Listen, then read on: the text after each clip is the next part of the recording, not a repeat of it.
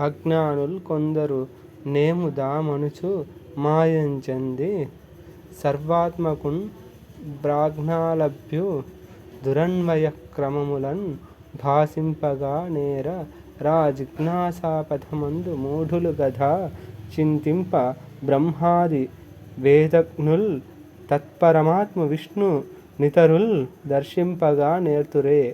అజ్ఞానంలో పడిన కొందరు మీరు వేరు మేము వేరు అనే భ్రాంతిలో ఉంటారు.